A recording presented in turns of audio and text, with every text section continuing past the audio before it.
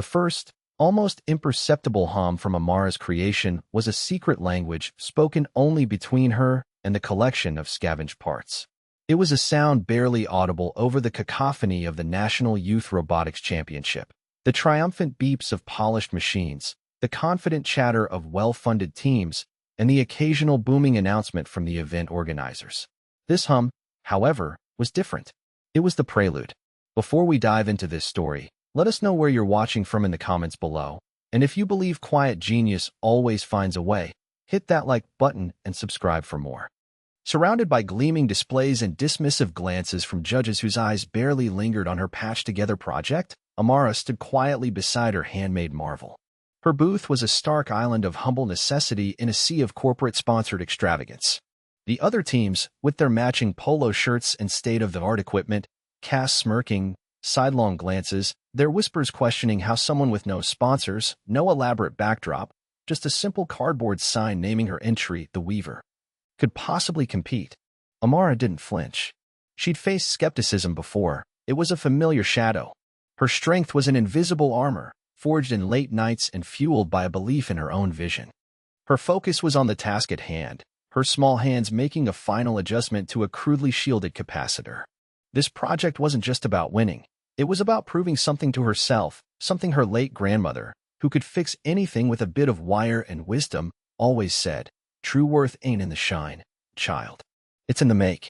But what happened next would change everything. Amara Johnson was a cartographer of circuits, a poet of salvaged potentials. From the time she was old enough to wield a miniature screwdriver, she'd been fascinated by the hidden lives of discarded electronics. While other children played with new toys, Amara was in her grandmother's cluttered garage, carefully dissecting broken radios, toasters, and forgotten remote controls. Grandma Rose, a woman whose hands were as skilled at mending a torn seam as they were at coaxing a sputtering engine back to life, never saw junk. She saw puzzles waiting to be solved, stories waiting to be retold. Everything has a purpose, Amara, she'd say, her voice warm like summer honey. Sometimes you just gotta look past the broken bits to find it. That philosophy became Amara's own. She lived in a neighborhood where resources were scarce, but ingenuity was abundant. Her high school, underfunded and often overlooked, had a small, dusty room they called the Tech Lab, equipped mostly with donations from a bygone era. It was there that Ms. Evans, her physics teacher, a woman with tired eyes but an unwavering belief in her students, recognized the quiet intensity in Amara. Ms. Evans saw past Amara's shy demeanor to the fiercely intelligent mind working tirelessly behind her calm gaze. She'd secured the entry fee for the championship through a bake sale and slipped Amara a few precious, newer components she bought with her own money, murmuring, "Show them what you've got, Amara. Show them all." The opposing force in this arena wasn't just one person, but a pervasive, almost atmospheric dismissal. It was in the slight curl of a lip from Judge Thompson as he'd breezed past her booth earlier, his clipboard held like a shield against mediocrity. He hadn't even paused, his gaze sweeping over The Weaver, as if it were an irrelevant piece of debris. It was in the condescending tone of the lead programmer from Titan Dynamics, the previous year's champions, who, during the setup phase, had loudly remarked to his teammates, "Cute. Someone brought their science fair project." The sting of that comment still pricked at Amara. The championship hall itself, vast and echoing, buzzed with an energy that felt both exhilarating and alienating. Giant screens flashed sponsor logos. The air thrummed with the low hum of countless devices. Her small corner, with its hand-drawn schematics tacked to a trifold board, felt like a whisper in a shouting match. Yet, within The Weaver, within its carefully rewired motors and painstakingly coded microcontroller, an older model she'd spent weeks coaxing into performing beyond its specifications, lay a testament to her grandmother's wisdom and Ms. Evans' faith. It held a potential that none of them, in their gleaming towers of presumed superiority, could yet comprehend. The moment arrived. It was Amara's scheduled demonstration time. Taking a deep, steadying breath, she reached forward and flipped the main power switch on The Weaver. The low hum she'd tuned so meticulously began, a soft thrum of energy that resonated deep in her chest. This was it. Her invention, designed to demonstrate a novel method of localized network communication and data sorting using adaptive frequency modulation, word to life. A small array of salvaged LED lights on its chassis blinked in sequence. So far, so good. And then, it happened. The hum deepened, almost imperceptibly at first, then seemed to spread, to ripple outwards. The lights above her booth flickered, then the booth next to hers. Across the aisle, a massive monitor displaying the Titan Dynamics logo stuttered, then went black. A wave of silence, sudden and profound, washed over the immediate area as other teams' complex robotic arms froze mid-gesture, their intricate displays blanked. The cascading effect was shockingly swift. Within seconds, a significant portion of the hall's wireless control systems seemed to be faltering. Lights blinked erratically across the vast space. Presentation screens froze on garbled images, and a confused murmur rose from the crowd. Everyone, judges included, was now staring, not at the flashy, expensive robots, but at Amara's small, unassuming creation. The smirks were gone, replaced by expressions of disbelief, confusion, and a dawning, unnerving awe. The Weaver hadn't just worked. It had, in some unforeseen way, commanded the attention of the entire building. This wasn't supposed to happen. Her design was focused, intended for precise, contained operation. The widespread interference was a shocking anomaly. Amara's mind raced, replaying her schematics, her code, the countless hours spent testing in the school's erratic electrical environment. Had she missed something? A stray emission? A resonance she hadn't accounted for? Her heart pounded. Fear, cold and sharp, pricked at her. Did she break the competition? But then, through the fear, a flicker of analytical thought ignited. Her system used a unique, highly adaptive shielding and frequency hopping algorithm she developed out of necessity, working with components that were often noisy and unreliable. It was designed to find the quietest, most stable channels, to weave through interference. Could it be that her device, in seeking its own operational stability, had inadvertently exposed a vulnerability in everything else? Almost immediately, two stern-faced officials and a visibly flustered Judge Thompson were at her booth. "What did you do, young lady?" Thompson's voice was sharp, accusatory. Amara met his gaze, her initial fear giving way to a fragile composure. I activated my project, sir. It's designed for adaptive network communication." Adaptive, one official scoffed. "It looks like it just took down half the hall." "I don't believe my device is inherently disruptive," Amara stated, her voice quiet but firm. She pointed to her schematics. "It operates on very low power and seeks unutilized bands. If it caused this, it might indicate that other systems are not as secure or isolated as they should be." Her calmness, her technical precision in the face of chaos, seemed to momentarily disarm them. They looked from her to the still blinking lights, then back again, a new kind of uncertainty in their eyes. The next hour was a blur of hurried consultations and hushed, anxious discussions among the event organizers. Amara's booth became an unwilling focal point, roped off with temporary stanchions, the Weaver sitting silently on its table like a misunderstood oracle. Experts with serious faces and toolkits arrived, examining the venue's network infrastructure, their brows furrowed. Rival teams gathered at a distance, whispering animatedly. Some looked angry, their demonstrations indefinitely postponed. Others looked intrigued. Amara saw the Titan Dynamics team leader, the one who'd made the science fair jibe, staring at her booth with an unreadable expression. Ms. Evans, who had been watching from the small spectator area, managed to get close enough to the ropes to offer a supportive smile. "Stay strong, Amara," she mouthed, her eyes conveying a fierce belief that cut through Amara's rising anxiety. Left alone within the roped-off area, Amara pulled out her worn notebook and a pencil. She began to sketch, to calculate, to think. The problem wasn't just what her device did, but why it had such a widespread effect. Her mind, a well-oiled machine of logic and inquiry, began to piece together the puzzle. The competition guidelines specified certain wireless protocols, standard for most commercial and industrial robotics. But what if those standards, widely adopted, had a common, unacknowledged vulnerability? What if her device, in its unique way of seeking clean airspace, had inadvertently broadcast a signal pattern or created a harmonic resonance that these standard systems were uniquely susceptible to? It was a long shot, a complex theory, but the more she thought about it, the more plausible it seemed. Her project was officially under review. The term felt ominous. She overheard snippets of conversation, uncontrolled emission, safety hazard, possible disqualification. Doubt began to creep in. Had she been reckless? Had her ambition outstripped her understanding?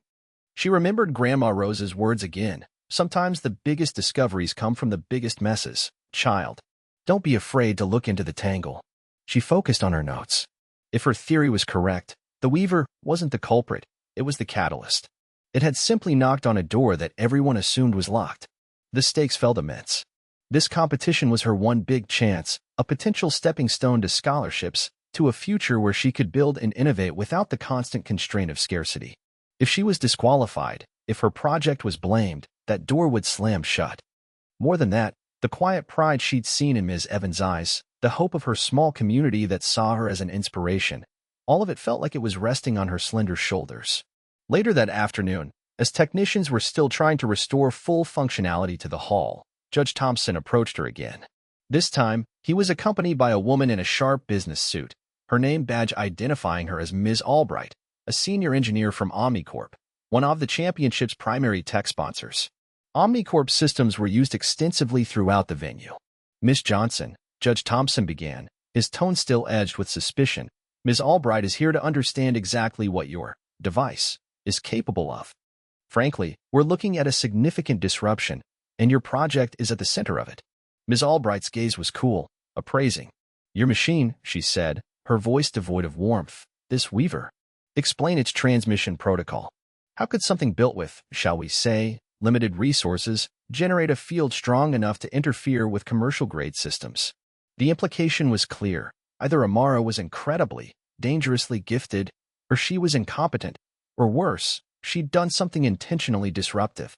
Amara felt a flush of frustration but pushed it down. This was not the time for emotion. This was the time for facts. The Weaver doesn't generate a strong field, Ms. Albright, she explained, her voice steady. It generates a highly specific one. It uses a fractal sequence for frequency hopping, looking for quiescent spectrum. My hypothesis is that the cascading failure wasn't due to power, but to a resonant vulnerability in the standardized chipsets or firmware used in many of the venue's systems. My device might have inadvertently triggered an undocumented cascade effect in those systems. Ms. Albright raised a skeptical eyebrow. An undocumented cascade effect? An industry-standard, rigorously tested technology? Caused by a student project? Her tone was laced with disbelief, the kind Amara had faced countless times. It was the dismissal of a young, black girl daring to suggest a flaw in a world built and governed by established, powerful entities. Amara felt a dip in her morale. The weight of their disbelief was heavy. For a moment, she just wanted to pack up the Weaver and go home, back to the familiar comfort of her grandmother's garage, where her tinkering was understood, not interrogated. But then she saw Ms. Evans watching from a distance, her expression unwavering. She thought of Grandma Rose, who never backed down from a challenge, whether it was a stubborn bolt or a dismissive official at the parts store. Amara straightened her shoulders. Perhaps, she said, meeting Ms. Albright's gaze directly, the tests weren't rigorous enough, or didn't account for this specific type of adaptive modulation. Her resolve hardened. She wouldn't be dismissed. She would find a way to prove her theory. The disruption had been an accident, but the discovery it hinted at could be significant. She just needed a chance to show them. Hours passed. The initial chaos subsided, replaced by an uneasy quiet as organizers worked to get the competition back on some kind of schedule, albeit a delayed one. Amara was told to stay by her booth. She used the time. Her mind, now fully engaged, worked with feverish intensity. She didn't have access to the venue schematics or OmniCorp's proprietary data, but she had her own meticulous records of the Weaver's operational parameters. She began to outline a way to prove her hypothesis, a controlled test on an isolated system using a modified, attenuated signal from the Weaver to target a specific piece of OmniCorp hardware, if they would provide one. It was a long shot. They might just dismiss her, label her a nuisance. But the alternative, being unfairly blamed and disqualified, was unacceptable. She sketched out the test protocol in her notebook, detailing the parameters, the expected outcome, and the safety measures. She had to show them that her device wasn't a weapon, but a key that had accidentally unlocked a hidden problem. The potential implications were huge. If she was right, this wasn't just about a robotics competition. It was about a flaw that could affect countless systems using that same widespread technology. As evening approached, Ms. Evans managed to speak with her briefly. They're talking about making a final decision on your project by morning, she said, her voice low and concerned. You need to make them listen, Amara. I have an idea, Ms. Evans, Amara replied, showing her the notebook. But I need them to agree to it. The deadline loomed. one night to convince them to turn this disaster into a revelation. She thought about the resources Titan Dynamics had, their teams of engineers, their sophisticated testing equipment. And here she was, with a pencil, a notebook, and a robot built from scraps. But she also had something they didn't, the unique insight born from making something extraordinary out of virtually nothing. She requested a formal meeting with Judge Thompson and Ms. Albright. The request, relayed by a junior official, was met with initial reluctance. "They're very busy, Miss Johnson." "Please," Amara insisted, her voice polite but firm. "Tell them I believe I can explain what happened, and I can demonstrate it safely." The wait for their answer was agonizing. Every tick of the clock felt like a countdown to her dream either dissolving or transforming into something even bigger than she'd imagined. Finally, the official returned. "They'll see you. Conference room B. In 1 hour. Bring your device." The atmosphere in conference room B was colder than the main hall. Judge Thompson, Ms. Albright, and 2 other stern-faced engineers from Omnicorp were seated around a polished mahogany table. The Weaver sat on a small cart Amara had wheeled in, looking even more out of place in the corporate sterility of the room. The air was thick with skepticism. "Miss Johnson," Judge Thompson began, "we have a competition to run. This situation has caused significant delays and concern. You said you have an explanation." Amara took a deep breath, her hands clasped behind her back to still their trembling. "Yes, sir," she began. "As I mentioned, the Weaver uses a novel adaptive frequency modulation. I believe its signal, while low power, inadvertently interacted with a resonant vulnerability in the standard wireless chipsets used in many of the venue's control systems, and perhaps in Omnicorp's own hardware." She then carefully, methodically laid out her theory, using her notebook to illustrate key points. She spoke of fractal sequences, harmonic interference, and the possibility of an undocumented error state in the firmware that could be triggered by her unique signal pattern, leading to a system hang or reset. Ms. Albright listened, her expression unreadable, occasionally interrupting with a sharply technical question. Amara answered each one calmly, precisely, drawing on her deep, intuitive understanding of the principles involved. The Omnicorp engineers exchanged glances, their initial dismissiveness slowly giving way to a grudging attentiveness. "It's a compelling theory, Miss Johnson," Ms. Albright conceded, her tone still wary. "But it's just that, a theory. Highly advanced systems are designed with multiple redundancies against such interference. Which is why I'd like to propose a controlled test," Amara countered gently. "On an isolated piece of equipment, I can modify the Weaver's output to be extremely localized and attenuated. If my hypothesis is correct, we should be able to replicate the freeze on a single, non-critical Omnicorp device without affecting anything else." One of the engineers scoffed. "You want to deliberately target our equipment with your homemade device." Fear lanced through Amara, but she held her ground.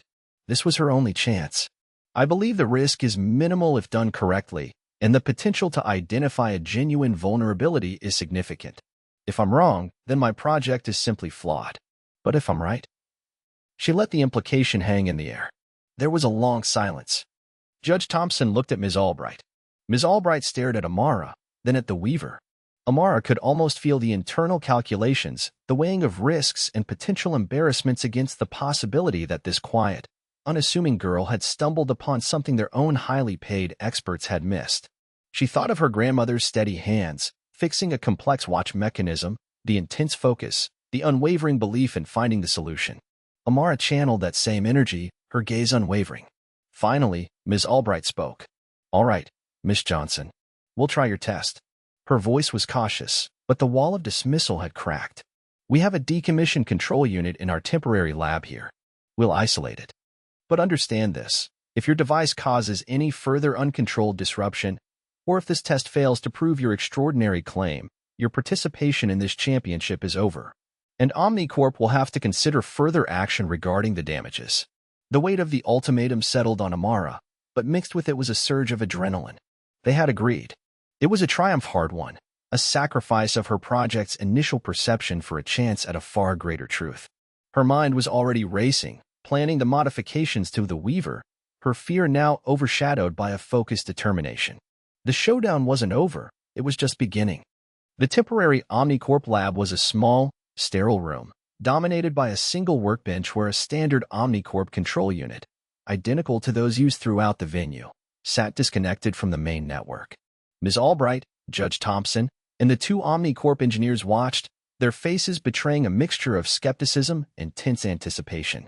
Amara, with the Weaver beside her, felt a strange calm descend. This was her element, her language. She had spent the last hour carefully recalibrating her device, adding a software filter to narrow its frequency sweep and significantly attenuate its output. Her fingers moved with practiced precision over the salvaged keyboard she used as an interface. The silence in the room was absolute, broken only by the soft click of her keys and the low hum of the building's ventilation. She felt the familiar fear, the tremor in her hands, but also a profound sense of clarity, of being exactly where she was meant to be. This was more than a test of a robot. It was a test of her intellect, her integrity.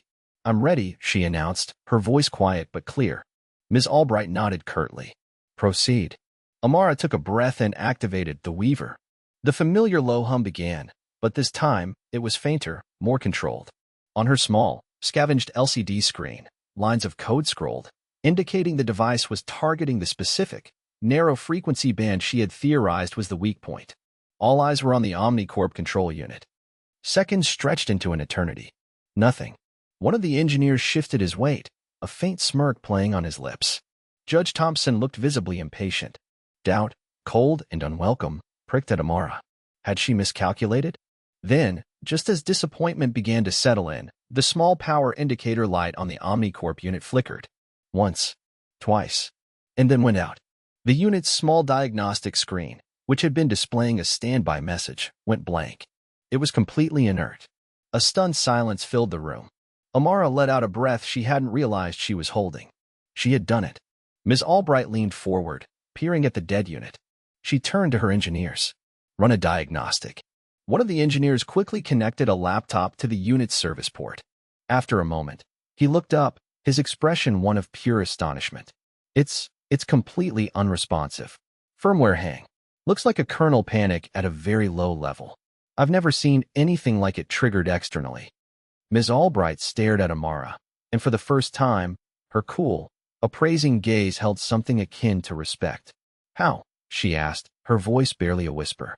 "The resonant frequency," Amara explained softly. "It creates an overload in a specific buffer within the chipset's microcode. It's not about power, it's about precision." Judge Thompson looked from the inert OmniCorp unit to Amara, his expression unreadable but no longer dismissive. The smirking engineer now looked humbled, almost embarrassed.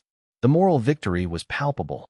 Amara hadn't sought revenge or glory. She had sought truth, and in doing so, had earned a profound, undeniable justice. The established order, so quick to dismiss her, had been forced to confront its own oversight, revealed by a girl with a robot built from scraps and brilliance. Her quiet genius had not just spoken, it had resounded. A collective exhale seemed to fill the small lab. Amara felt the tension drain from her shoulders, leaving a profound sense of relief.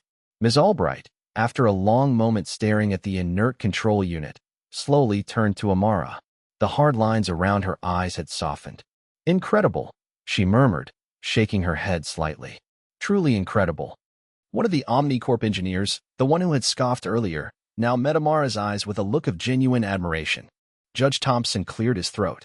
"Well, Miss Johnson," he said, his voice noticeably different, stripped of its earlier condescension, "it appears you were right.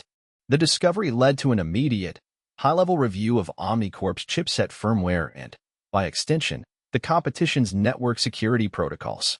A quiet acknowledgement was made that Amara's accidental finding had potentially averted much larger, more critical system failures in other applications."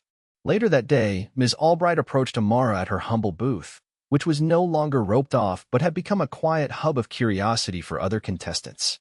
"OmniCorp would like to formally acknowledge your contribution, Amara," she said, handing her a business card. "And when you're considering your future, we'd be very interested in talking to you about opportunities. Your insight is rare." The leaders of the Titan Dynamics team, their earlier arrogance replaced by a sheepish respect, even came by to congratulate her on her fascinating diagnostic tool. They didn't smirk. Amara knew this was a significant step, but also just one moment in a longer journey. The world hadn't magically changed, but she had carved out a space within it where her voice and her work would now be heard. As the competition resumed, albeit with new temporary network safeguards, Amara saw a young girl, clutching a clearly homemade sensor array, looking at her with wide, hopeful eyes.